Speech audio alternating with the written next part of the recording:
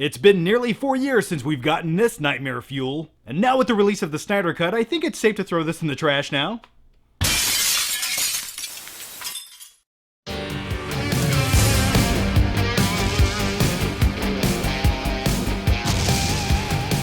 Hey there guys, how are you? So let's just dive into it.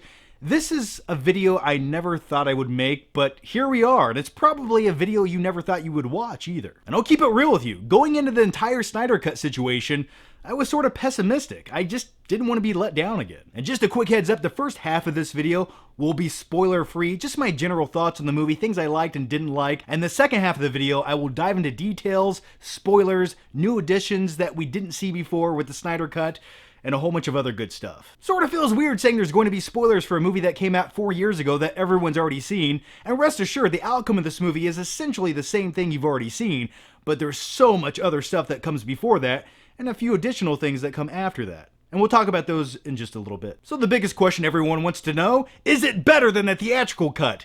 Yes. It's a lot better. In the Snyder Cut, there's actually character development and substance that leads up to bigger sequences throughout the film, and you get answers to questions that you didn't really get answers to originally. Why? Why did they make mistakes like that in 2017? I've always said this when it comes to fan service.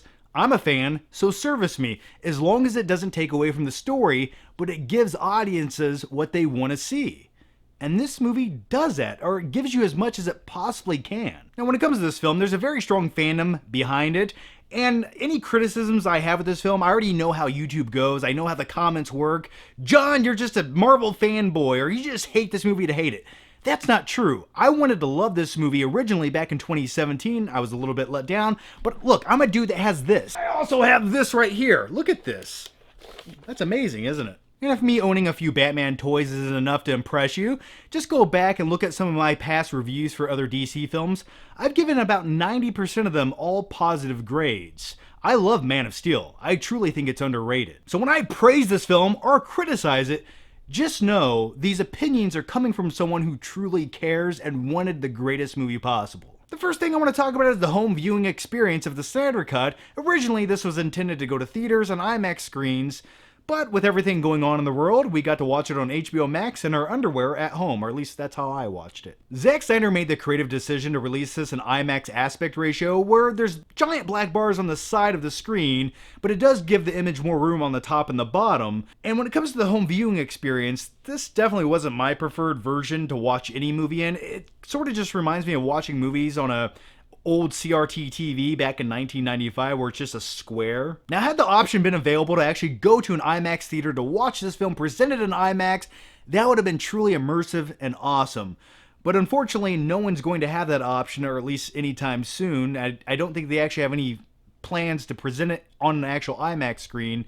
So thus, we have a film shot with IMAX aspect ratio, which no one can watch on IMAX. But in all fairness, 25 minutes into the film, I sort of forgot the black bars were on each side of the screen, and then I just went on with my life eating more popcorn. As far as the plot of the movie goes, it's the same thing you've seen before. Batman unites the Justice League, they fight the big bad Steppenwolf, and Darkseid sort of looming in the background. Except in this movie, he's actually there. Let's talk about Steppenwolf for 1 second. I was never a big fan of his character in the Joss Whedon Justice League back in 2017.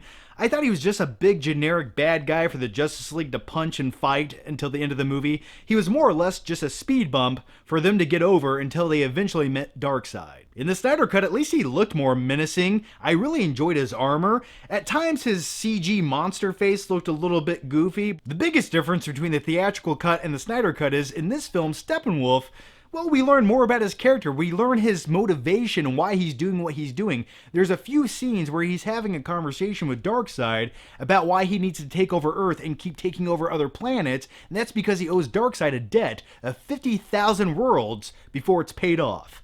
Could you imagine that? You owe someone 50,000 worlds as a debt.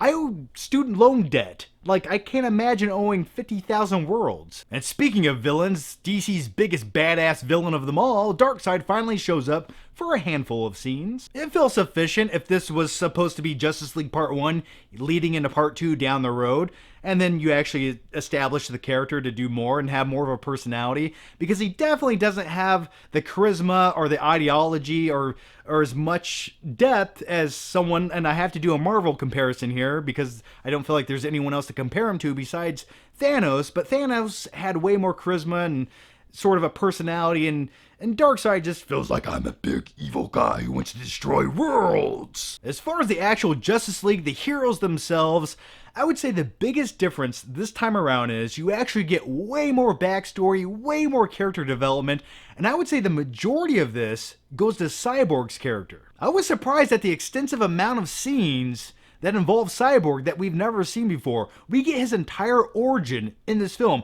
Flashbacks of how he got into an accident, how he became Cyborg.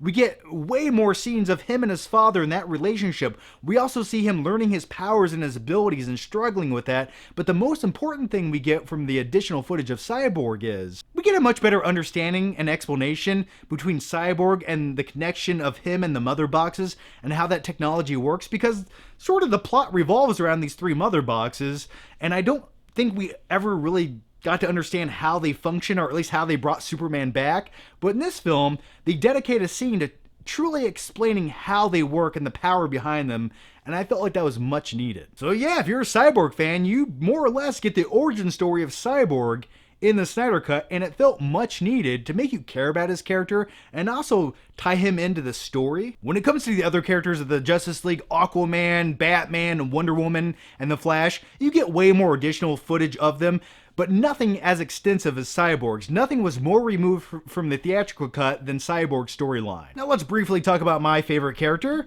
and let me hold him as I do so. Yeah, Batman. I just like to see Batman doing Batman stuff, and yes, there are extended and additional sequences of Bruce Wayne and Batman in this film, but nothing truly spectacular that stands out other than the nightmare sequence. When it comes to Batman, everyone always wants me to overpronounce the T.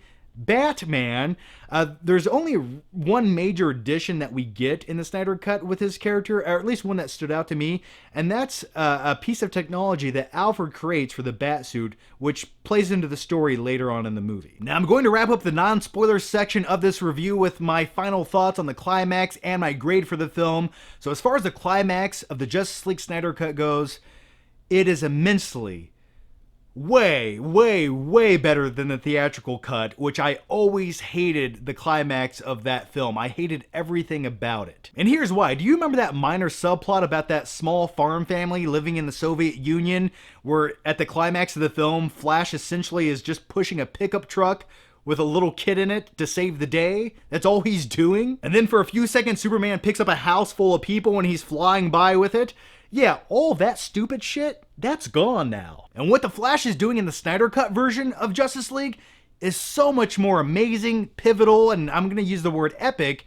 It's what the Flash should have been doing in this situation rather than just pushing an old rusty pickup truck down a road. And one more thing I wanted to mention about the climax of this movie, because when else am I ever going to mention this, is the color grading change was so much better this time around, because in the theatrical version, the skies are this bright, vivid red, and it makes everything just look really cheesy and fake. But this time around, it actually looks like a nighttime sequence. Now, here are my final flicking thoughts on the Snyder Cut, and then we'll dive into spoilers. I really feel like the re-edited additional footage, the recolor grading, the additional score, and the tweaking of the tone to make it more bleak and serious at times, and taking away all the obligatory reshot scenes just to add some levity to the movie, it improved it. This is a better version of the film, and at times I was pleasantly surprised and really enjoyed it.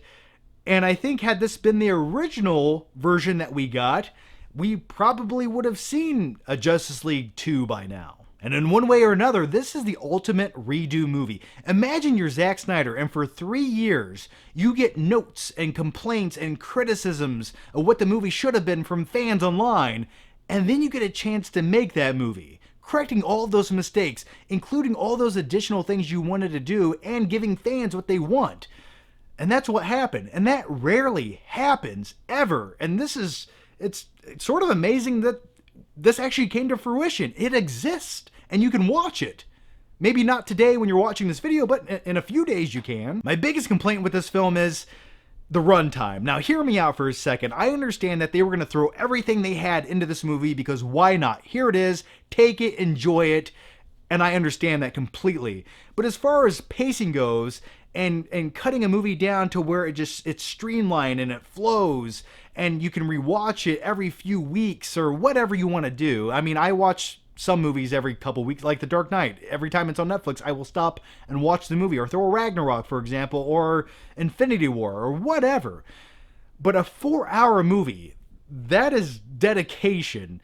And I don't know if it's all necessary. Like, I enjoyed it the first time I watched it for 4 hours, but do I want to go back and revisit it for another 4 hours? I don't know. There's probably scenes I would want to revisit, but also there's some scenes in this film, when you compare them to scenes in like Batman v Superman, I feel like Batman v Superman had some better action sequences, but overall, I would say this is a better movie because it has less Jesse Eisenberg as Lex Luthor. But with all that said, I just feel like the extended runtime is a little bit exhausting. And one other criticism I've had with the theatrical version and now the Snyder Cut is, I wish there were a few more action sequences in this film that I'd want to go back and revisit over and over again. For example, when it comes to Batman v Superman, also directed by Zack Snyder, I love the Batman warehouse scene where he fights criminals. I can watch that every day of the week on YouTube, over and over. Or also the scene where Superman goes up against Doomsday, sacrificing himself and dying with the music playing. I love that sequence as well. Both great action sequences. And though the Justice League has a few good action sequences, I just feel like it's lacking anything as pivotal as either of those two that stand out to me personally. So with all that said, I'm going to give the Snyder Cut of Justice League. So if you haven't seen the Snyder Cut yet and you don't want to be spoiled by the additional new things in it and some of the changes, or at least the changes I care about, leave now. If not, let's talk about it. Earlier in my review, I mentioned Batman's new Batsuit technology developed by Alfred. And basically what this is, it's just Wonder Woman's gauntlets, but painted black for Batman.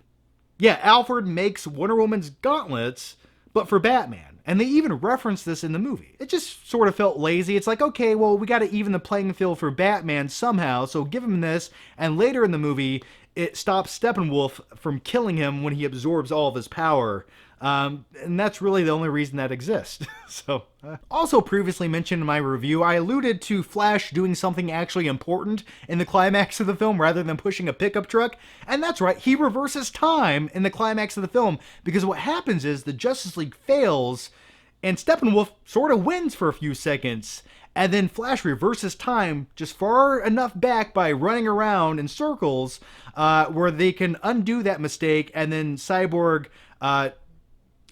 doesn't allow the mother boxes to unite. So I was like, that's really cool. That's what the Flash should have been doing rather than pushing a car. And speaking of that scene, I loved the final showdown with Steppenwolf and Superman, where they just beat the shit out of Steppenwolf, and then Wonder Woman decapitates him, and his head goes flying through a portal and lands at the feet of Darkseid. That I enjoyed. That was the brutality I wanted to see, compared to the theatrical version where he just smells fear and parademons take him away to a bright floating light in the sky. So stupid. Now let's talk about the nightmare sequence in this film. And it's basically an after credits scene for the movie. And it's not as action-packed as the Batman v Superman nightmare sequence, but it was just sort of a nice fan servicey thing that Zack Snyder put in there.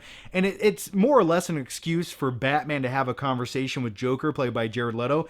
And this version of Joker in this nightmare sequence is the best Jared Leto Joker I've seen. I mean, it's unfortunate that David Ayer had to ruin him, but if only he could have done what he does in this one scene, it would have been a great version of Joker. But the conversation between Joker and Batman goes down like this, where Joker's essentially taunting Batman with the death of Robin, and then Batman looks over at him and he's like, "Shut the fuck up." And he does say something just like that.